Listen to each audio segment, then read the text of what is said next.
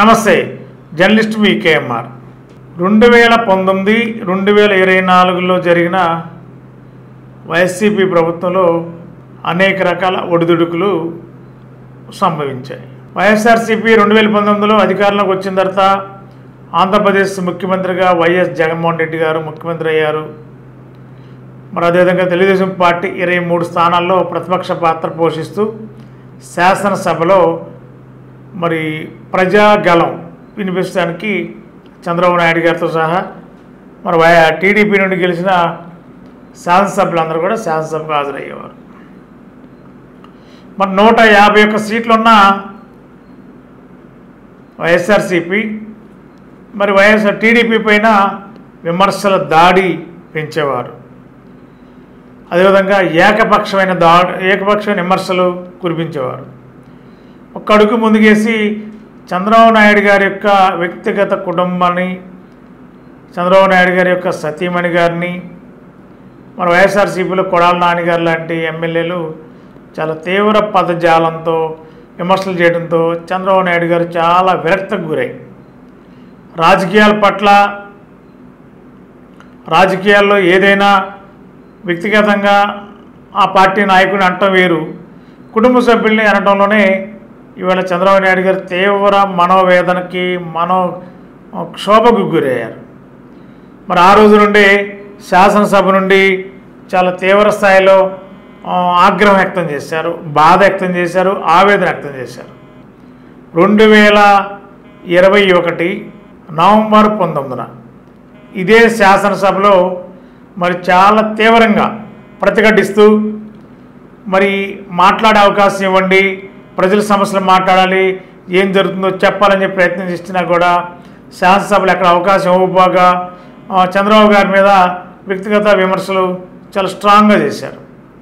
మరి ఈ క్రమంలోనే మరి చంద్రబాబు నాయుడు గారు చాలా ఆవేదనతో మరి శాసనసభ నుండి 2021 నవంబర్ 19న అసెంబ్లీ నుండి ఒక శపథం చేసి వెళ్ళారు. ఇది ప్రజాస్వామ్యబద్ధంగా రాజ్యాంగబద్ధంగా ఏర్పడిన శాసనసభలో మరి వాళ్ళ గౌరవ మర్యాదలు ఏ సభ్యుడికి కూడా లేవు, మరి ముఖ్యంగా ప్రతిపక్ష సభ్యుడికి ఎవరికీ లేదు. మరి ప్రతిపక్షానికి కనీస గుర్తింపు గౌరవం కూడా ఇవ్వట్లేదు. కాబట్టి ఇది గౌరవ సభ కాదు, ఇది కౌరవ సభ అని ఒక శపథం చేసి మళ్ళీ ఇదే శాసనసభలోకి ప్రజల ఆశీర్వాదంతో ప్రజలు ఆమోదిస్తే మళ్ళా గెలిచి శాసనసభ్యుడిగా గెలిచి ముఖ్యమంత్రిగా మళ్ళీ ఇదే శాసనసభలో అడుగు పెడతాను, అప్పటి వరకు ఈ శాసనసభకి రాను అని చెప్పి శపథం చేసి 2021 నవంబర్ 19న చంద్రబాబు నాయుడు గారు ఇదే శాసనసభ నుండి నిష్క్రమించారు, బయటికి వెళ్ళిపోయారు. బయటికి వెళ్ళి ప్రెస్ కాన్ఫరెన్స్లో తన ఆవేదనని, తన యొక్క బాధంతా చెప్పుకున్నారు. అంతేకాదు, బాధ చెప్పుకోవడం ఒక ఎత్తు అయితే తెలుగుదేశం పార్టీ ఆఫీసులో మంగళగిరిలో మరి ప్రెస్ కాన్ఫరెన్స్లో ఒక విధంగా చెప్పాలంటే కన్నీటి పర్వంతం అయ్యారు. మరి ఆ రోజు మరి చంద్రబాబు నాయుడు గారి యొక్క సతీమణి గారు నారా భువనేశ్వర్ గారి గురించి మరి వైఎస్ఆర్సీపీ ఎమ్మెల్యేలు చేసిన తీవ్రమైన వ్యాఖ్యలతో మనస్తాపానికి గురైన చంద్రబాబు నాయుడు గారు తన ఆవేదనని కన్నీటి పర్వంతం అయ్యి ఎప్పుడు చూడని విధంగా రాజకీయాల్లో ఇన్ని సంవత్సరాల అనుభవం ఉన్న చంద్రబాబు నాయుడు గారు కూడా కన్నీటి పర్వంతం అయ్యి ఆవేదన వ్యక్తం చేసి చాలాసేపు మానసికంగా బాధపడిన సందర్భం ప్రెస్ మీట్లో కనిపించింది. జీవి మాల్ ఫెస్టివల్ తీన్మార్ పండుగలన్నీ జీవి మాల్ తోనే. మహా పండుగలు మెగా సేల్ 1+1 1+2 కాంబో ఆఫర్స్ అన్ని విభాగాలలో. Saris, ladies, kids, mens and suiting విభాగాలలో attractive collection. 3 mega festivals, 1 mega fashion place. GV mall, Vijay Vihar centre, RR Pet, Eluru. పెళ్లిళ్లు, పండుగలు, వేడుకలు ఎక్కడైనా సరే మీరే మెరిసిపోతారు. మరి అయినప్పటికీ కూడా ఎక్కడ కూడా నెరవకుండా, బెరవకుండా, భయపడకుండా ప్రజల ఆశీర్వాదం ఉంటే తప్ప రాజకీయాల్లో మనుగడ సాగించలేము అనేది గుర్తించిన చంద్రబాబు గారు అప్పటి నుండి ఇప్పటి వరకు ప్రజల్లోనే ఉన్నారు. అనేక కార్యక్రమాలు చేపట్టారు. మరి నారా లోకేష్ గారు యువగలం పేరుతో రాష్ట్రం అంతా పాదయాత్ర చేశారు. చంద్రబాబు నాయుడు గారు రాష్ట్రం అంతా ఎన్నికల్లో ప్రచారం చేశారు, బహిరంగ సభల్లో పాల్గొన్నారు, పొత్తుల క్రమంలో మరి కొన్ని సందర్భాల్లో చంద్రబాబు నాయుడు గారి మీద అక్రమ కేసులు, స్కిల్ డెవలప్మెంట్ స్కామ్లో మరి చంద్రబాబు నాయుడు గారు స్కాములకు పాల్పడినట్టు కూడా రకరకాలుగా జరిగిన వాస్తవం కాదన్నది న్యాయస్థానం చెప్పాలి.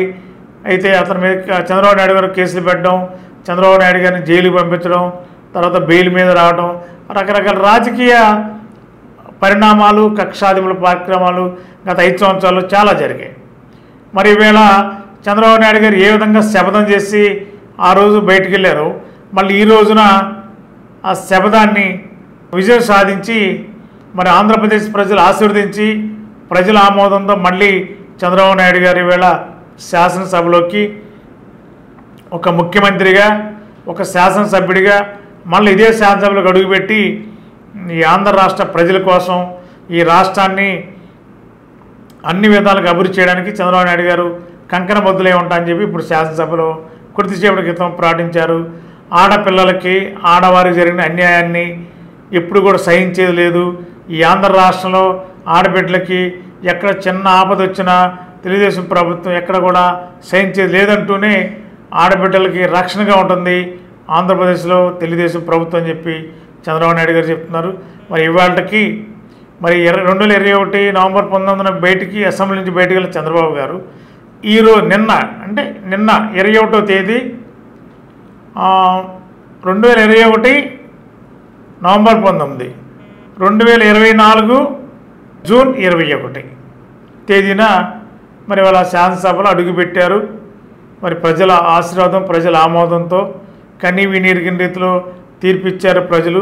ఆ తీర్పుకు అనుగుణంగా ఈ రాష్ట్రాన్ని అభివృద్ధి చేస్తాను, రాజకీయ కక్షలతో సంబంధం లేదు, రాజకీయాలుగా ఉండాలి, ప్రజలకి ప్రభుత్వం అండగా ఉండాలనే లక్ష్యంతో అడుగులు వేయబోతుందని చెప్పి చంద్రబాబు నాయుడు గారు శాసనసభ స్పీకర్ అయ్యన్న పాత్రుడి యొక్క అభినందనకు సంబంధించిన ఆయన సందేశంలో చంద్రబాబు నాయుడు గారు ఈ వ్యాఖ్యలు చేశారు.